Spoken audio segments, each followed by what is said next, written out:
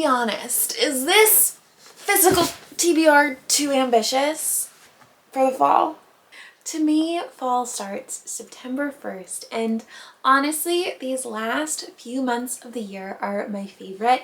I love fall. I love apple picking. I love being cozy. I love the crisp feel of the air. I'm not a huge Halloween fan, but we do have a really big epic Halloween party every year, which is pretty nice. And then I'm a Christmas girl through and through, so basically I like the fall just because it's getting me to Christmas. These are all the books I want to read this year. Oh. When it comes to my fall reading list, there's a few things that I want. I want something extremely cozy and comfy. I want a book that feels like I'm being wrapped in a hug, in a warm sweater. It gives me cardigan vibes. Or I want the absolute pants scared off of me. I want to be so creeped out. I want to read creepy thrillers and horror novels. It's one or the other. It's one or the other this season for me. I have a pretty ambitious TBR, and this is only the physical books. There's also some on Kindle Unlimited that are looking pretty good to me. So let's dive into it. What do I want to read this fall? And yes, I do know this is very ambitious. Let's start by talking about thrillers, because I have a ton of thrillers. Historically, I have been a thrillers girly. I love thrillers. It's probably my favorite genre, although right now I'm really heavy in the fantasy moods. Thrillers are just the perfect, quick, easy read for me. I love all the twists. I love all the turns. So here are some that have caught my eye that are on my bookshelf. Okay, let's start with Such a Bad Influence by Olivia Munter. So you've probably heard me talk about this book in other videos because I've been wanting to read it since it came out. This is one of my most anticipated books of the year because I adore Olivia. I met her through a couple of different influencer events over the years, and she's just lovely. And she documented a lot of the process of writing this book on social media. It was just so interesting. So Such a Bad Influence is her debut novel. It's about a child influencer who grows up in the limelight, grows up in the spotlight, grows up, and then goes missing. Next, we have The Family Upstairs by Lisa Jewell. And Lisa Jewell is one of my favorite thriller authors of all time. If Lisa Jewell writes it, I am going to read it. And this one has been on my TBR for a long time, and I just haven't read it. I just haven't got around to this, and I think that it is finally the time. I have read The Family Upstairs by Lisa Jewell, and I believe this is the same cast of characters. It says on the cover, their secrets refuse to stay buried.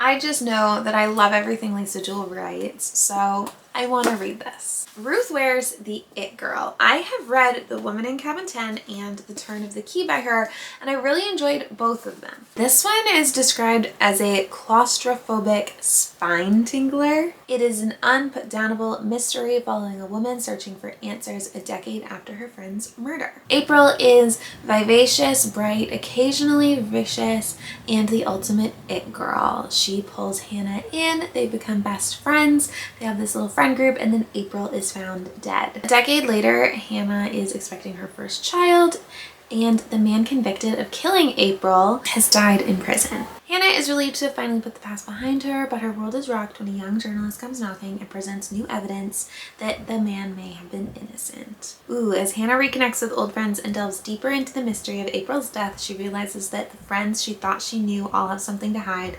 including a murder. Doesn't that sound great? Next, we have a book that I have an arc for. This is an advanced reader copy of Not What She Seems, which came out on September 3rd. It says that she left home as the local pariah at 22, but when a family tragedy brings her back, she must confront her tortured past and a new danger in town that no one seems to understand but her. Sherry Lapina also writes really good thrillers, in my opinion. So this one, Not a Happy Family, I believe that I started it and then I put it down and I didn't finish it. So we're gonna just start fresh. In this family, everyone is keeping a secret, even the dead. So we have a very wealthy family. They have 3 adult children. Parents are brutally murdered the night after an Easter dinner. The children are all devastated, or Things We Do in the Dark. I saw all over bookstores for a while. I picked up a copy and then I never ended up reading it. Harris is arrested in her own bathroom covered in blood, holding a straight razor, her celebrity husband dead in the bathtub behind her.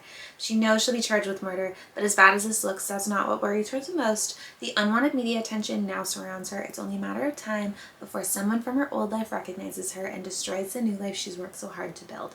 Because Paris has a dark past and she'll do anything to keep it hidden. A Death at the Party. I actually made it to page 33 in this when I was in my reading slump, and then obviously didn't finish. It's a tense, spellbinding thriller set over the course of a single day. A woman prepares for a party that goes dreadfully wrong. And there's a death at the party, I assume. A Killer in the Family. It's a twisty crime novel that asks, what might a family do to protect or expose a serial killer in its midst? When the police found the first body left on a bonfire in the forest, they worried that it showed the hallmarks of a serial killer. Now as they find the second, they know for sure. Panic about the bonfire killer quickly spreads through the sedated suburban area. Women are urged not to travel alone at night, and constant vigilance is encouraged among the local residents. But single mom Aisling has a lot to distract her: 2 teenage sons and a quest to find her long-lost father, whom she hasn't seen since she was a teenager.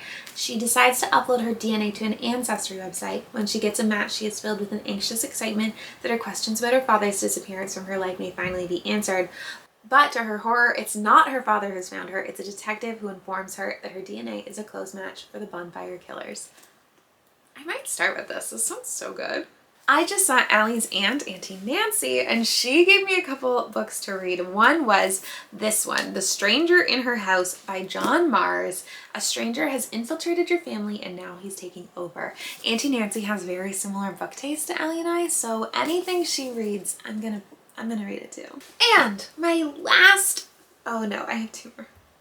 This is a lot of thrillers. Also want to read The Angel Maker. So this says that it's a dark, suspenseful thriller about the mysteries of fate, the unbreakable bond of siblings, and a notorious serial killer who is said to know the future. I'm getting a lot of serial killer vibes here. And finally, The Engagement Party. It says the guest list is a real killer. Emily went missing from her affluent liberal arts college on graduation weekend. Her body was found floating in a river. Across campus, a quiet loner died by suicide. A tenuous link, one text, bound these 2 dead students together and was enough for law enforcement to close the case. But they got it wrong, and now someone is determined to set it right. 12 years later, college friends gather to celebrate an engagement with a long overdue getaway to a swanky private island in Maine with only one way in and one way out. Ooh, okay. Sierra Prescott, invited as a guest and unconnected to past events, is the only person who soon senses not all is what it seems. The tension in the air is ignited when they find a dead man in the trunk of a car with a note, time to tell the truth, and things only get worse. They're stuck. I love that. I like when it's, what's that called? Like a closed room mystery where you know that the killer is inside. The killer is one of these people and they get like picked off. I think that those are always really fun when they're well done, so there we go. And that is the last thriller on my list. I have a horror that I want to read. It's nice and short. This is called The Body Harvest. This is also an advanced reader copy. This came out in the summer. So they are virus seekers. So they want to get sick. And they're both really into, seeking out sickness. Will hunts for the latest strain of the flu. Olivia doesn't feel comfortable in her body if she isn't suffering from a fever. They become virus chasers, finding confidence in their ability to conquer every affliction they overcome. They find out that it's not that weird. There's a whole online community that does this. They take their hobby to the point of obsession, believing that if they can conquer the newest strain, nobody can hurt them. A little bit creepy. I wish that I had some Stephen King. If I went to a thrift store and picked up some Stephen King, then I would read it, but I'm on a book buying ban, so unless I can thrift it, we're not reading it. I have a fantasy book that I want to read, and that's called, oh my goodness, that's my bookmark. It's called The Ravenous Fate, and it is about vampires in Harlem in, I think, the 1920s. Vampires to me screams Halloween. Halloween is in the fall, so I feel like this is the vibe that I am going for. It's not going to be spooky, but you know, it's vampires. Vampires are in a different universe to me than fairies. Fairies, light and fluffy. They're not. I mean, they often are like murderous, but vampires always feel murderous. I know that this is a romance between a vampire hunter and a vampire. It's a friends to enemies to lovers, I think, romance, and it is sapphic. So it's YA, it's on my TBR, and I definitely want to read it this fall. Now everything else gives me kind of cozy vibes, starting with Anne of Green Gables. I am from Prince Edward Island, and I've never read Anne of Green Gables, which seems like a complete crime. Anne of Green Gables is like what PEI is known for, written by Lucy Maud Montgomery. It's a whole series. It was written in 1908, so this is a very old series. In my head, it's going to be cozy. I know it's about an orphan named Anne. Anne is taken in by the Cuthberts of Green Gables. They thought that they were adopting a nice sturdy boy to help Matthew with the farm chores, and the orphanage accidentally sends a girl instead. And that's Anne. Anne with an E. Anne of Green Gables. This feels like it'll be cozy. I thrifted the entire set for $1.99 a book, but it was buy 5 get 1 free, and I think there's 6 books, so I could read this whole series if I wanted to. I have a cozy fantasy that I want to read, and that is Emily Wilde's Map of the Otherlands. This is the sequel to Emily Wilde's Encyclopedia of Fairies, which was a book that I adored. I found it so cozy, even though there is some adventure to it. There's just something about the way that it's written that just gives me cozy vibes. This is, to me, a cozy fantasy. So it says, when mysterious fairies from other realms appear at her university, Professor Emily Wilde must uncover their secrets before it's too late in this heartwarming, enchanting second installment of the Emily Wilde series. There's some romance in this. Emily is a professor. I'm excited to read this. So this is also very high up there on books that I want to start with. I've been wanting to read this since it came out, but my mom just bought it, so I took it from her. And the last physical book that I want to read is The Hobbit. Is this cozy fantasy? Probably not, honestly, but something about it screams cozy fantasy. Cozy fall, rainy days, you're wearing a really thick wool sweater under a quilt. Maybe you can hear the rain coming down. Maybe the window is cracked open and you get like that fresh rain breeze coming in. That's the vibe that the thought of reading The Hobbit gives me. I've never read anything by J.R.R. Tolkien. I've seen the 3 Lord of the Rings movies, but I found them very gory and violent. And I can read gore and violence. I cannot watch it. It's too much for me. I have a weak stomach. So I think that I might enjoy these books. We'll see. I mean, I know that he is a classic fantasy writer and people absolutely love his stuff. They've been on my TBR for a very long time. I believe that I thrifted this book. This copy is from 1978. And now on to my Kindle picks, because that wasn't enough books. Why am I doing this?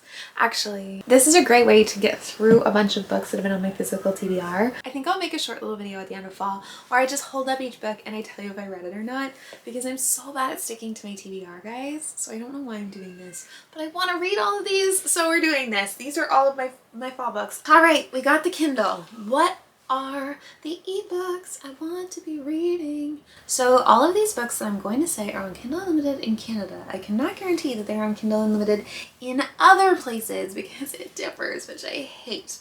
Okay, I want to read The House Witch. It is a humorous romantic fantasy. It says that it's heartwarming. It's a blend of fantasy, romance, and mystery featuring a witch with domestic powers. I don't know, it just sounds cozy to me. I want to read The Keeper of Enchanted Rooms just because the cover looked really nice. It says, a house of haunted history and ill temper. Make yourself at home in this novel of love, magic, and danger.